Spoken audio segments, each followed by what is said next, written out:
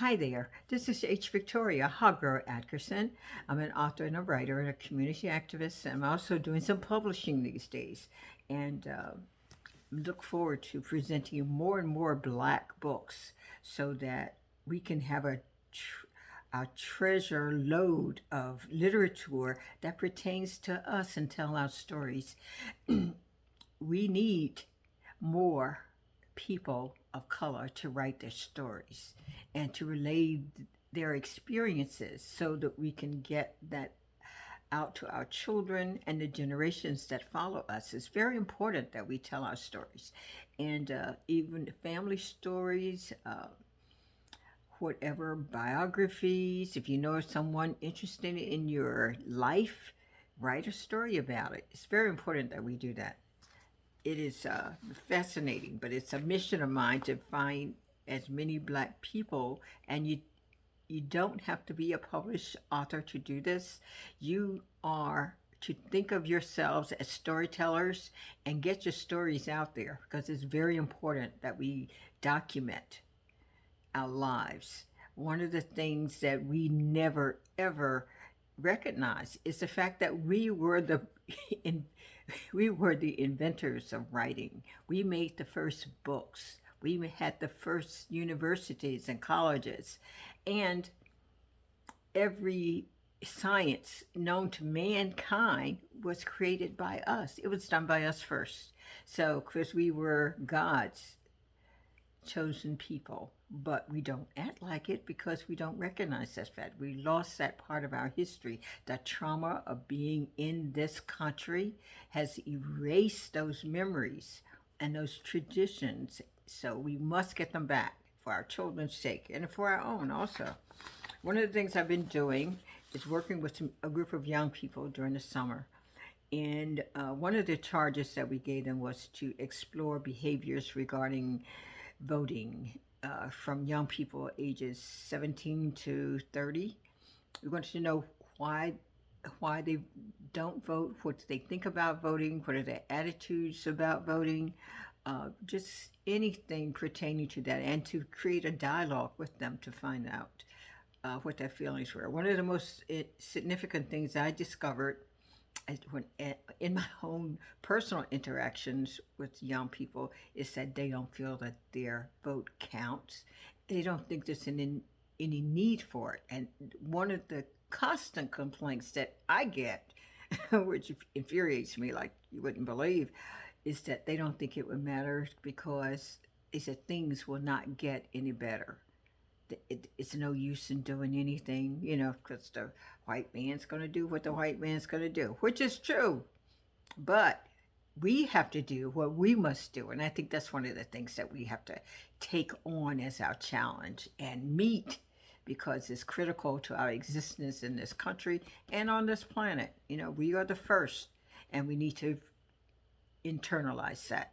So one of the things I want you to do in the next few weeks is to share some slave narratives with you because I think if we look back at our history and see what we've been through and the strength, the dignity, the stamina, the determination of our people, if we can look at that and internalize those feelings and that history, rich, wonderful history, that we can get the strength to do what we must do today to make sure that our kids, ourselves, and everyone around us enjoy justice. And I don't say equal rights anymore because there's no way we can be equal to those people because we are the superior being. We are God's chosen people, and we must always remember that.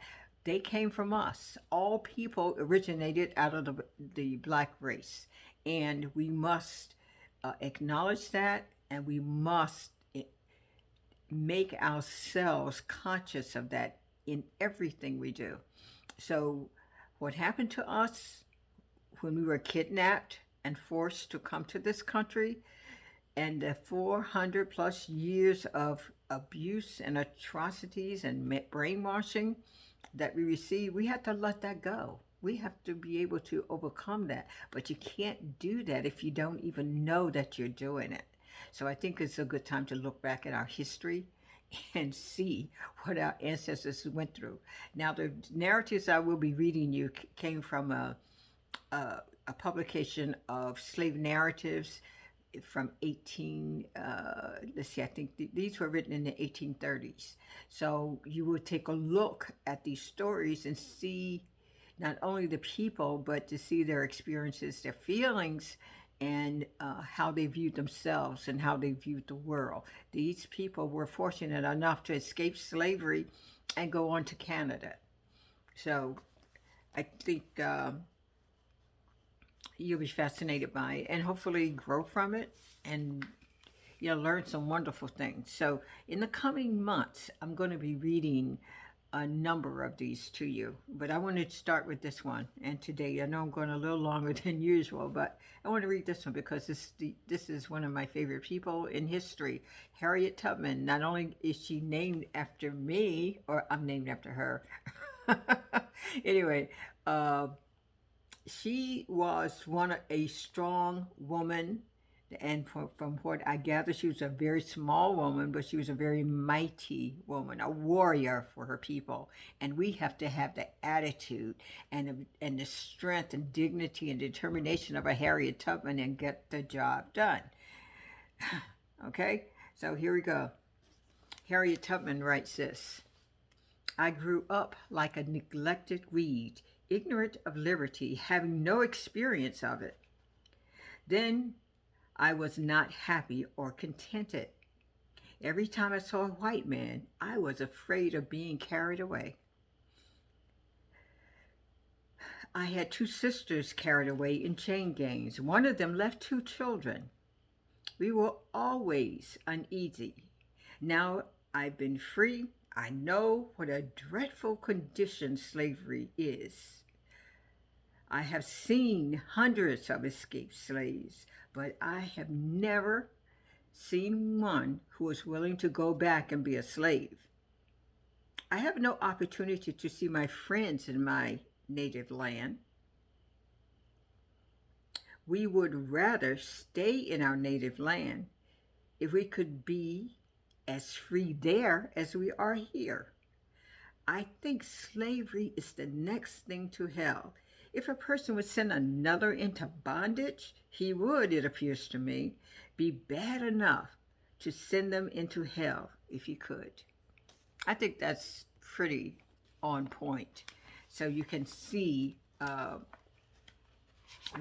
this is the trauma and the presence of fear, just being a citizen in this, not a citizen because we weren't considered a citizen then, but being a person living under slavery in this country. So in the coming weeks, I'm going to be sharing a few of these, especially leading up to the election, and hopefully you'll get something out of it, learn from it, and become more determined to make changes in our lives. And not so much equality, but justice. Justice is everything, because we don't need to be integrated. I think integration was one of the worst things that have happened to us, and it's like an illusion. I don't think we really got the significance of that. I think Martin Luther King did in later years, but it's not what we're looking for. We don't want inclusion in their lives. We want quality in our lives, and we want to build generational wealth for our children, and we can do that by building a strong Black community. We all have to get together and do that. Okay, so that's a little long. I'll try to make it shorter next time. You take care. God bless, and I love you. Have a good day.